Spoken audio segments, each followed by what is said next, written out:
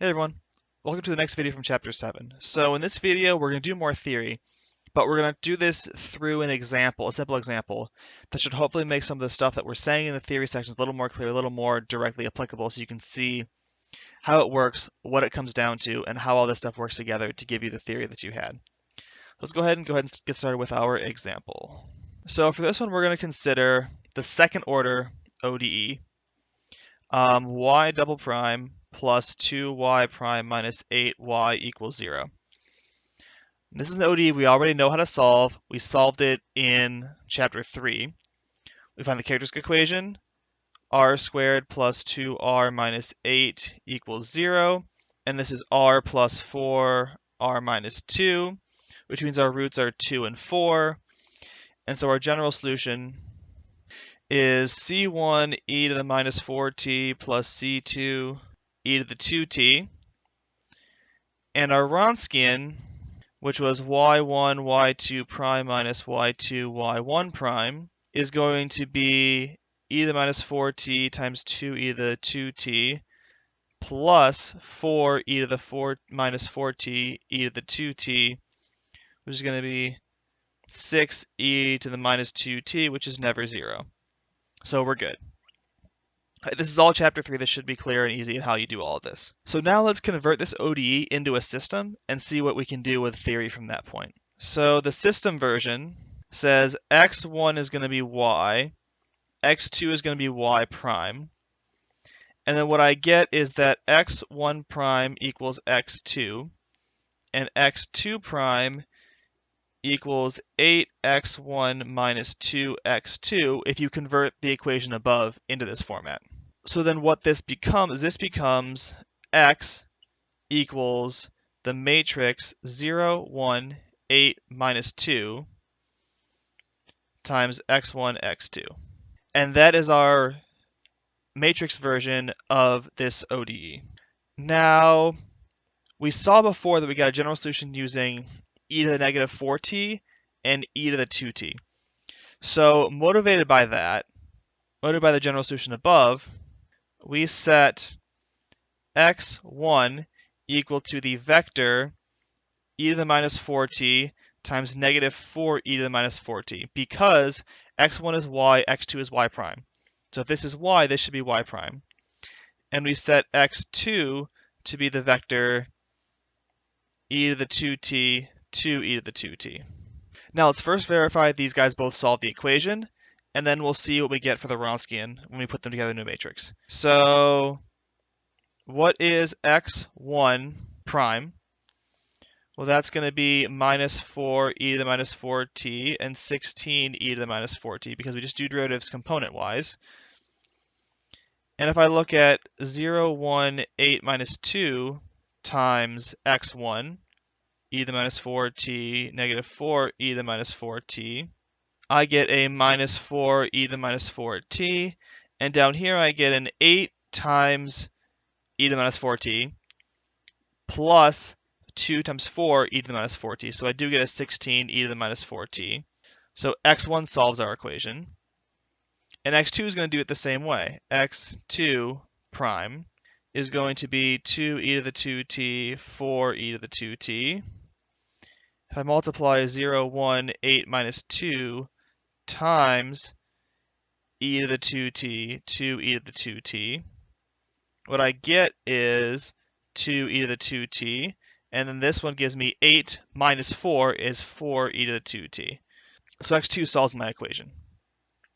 Hooray! We found two solutions here. Let's see what we get for a Wronskian in this regard. So now let's form this matrix capital X, which is going to be x1 and then x2. So it's going to be e to the minus 4t minus 4e to the minus 4t, e to the 2t, 2e to the 2t. Let's take the determinant of this x. Well, that's AD, so 2e to the 2t, e to the minus 4t, minus BC, which is minus 4e to the minus 4t, e to the 2t, which is the exact same thing we calculated for the Wronskian above, is 6e to the minus 2t, which is never 0. So this is our Wronskian here, and it's the exact same thing as the Wronskian we got before. That's because these formulas are identical. We took y1 times y2 prime, y1 prime, y2, and took the determinant, which gives us the exact same formula we had for the Wronskian before. So really, the Wronskians are the same. They're equivalent between these two definitions. They do the same thing, they are equivalent, and they give you the same sort of stuff. So now let's go see what we mean by being able to meet every initial condition using the Wronskian. So what does our general solution look like? Well, with this case, we're going to get that my x of t should be c1 times x1, e to the minus 4t minus 4 e to the minus 4t, plus c2 times x2, e to the 2t, 2e to the 2t. And now for the rest of this, I'm going to just go back to writing these as x1 and x2 because I want to do some sort of general analysis on this.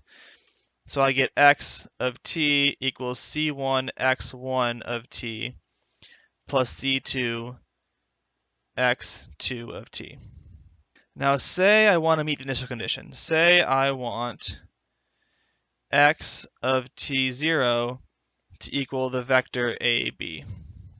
Then I only have well, we're going to have two functions here. That's fine.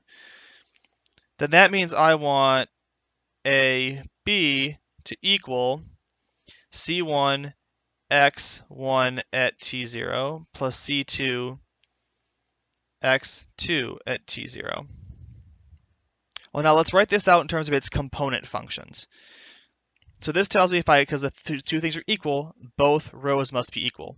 So this tells me that A equals c1 x1 1 at t0 plus c2 x2 1 at t0, and B equals c1 x2 1 at t0 plus c2 x2 2 at t0.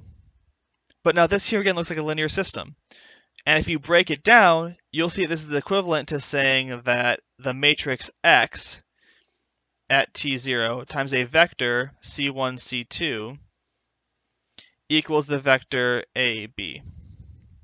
Now, if our Wronskian is non-zero, that means determinant of x at t0 is going to be non-zero. But what does that mean? That means, from the statements I put in the videos for the first day of this chapter, this matrix is invertible.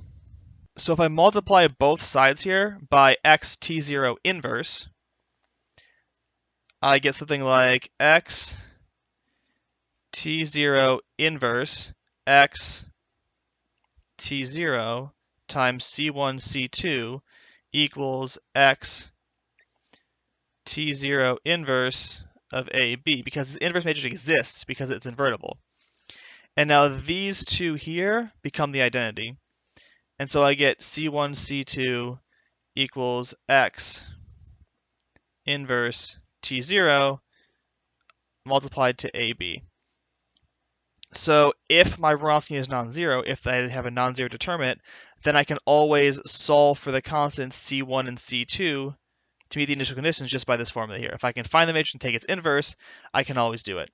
Now, it's something you can do explicitly, not as often, but it is a thing you can do theoretically, which means we can talk about theoretical results. And now I'm not going to go into detail on all the theorems, but this here is the content of theorem 7.4.2 in the book.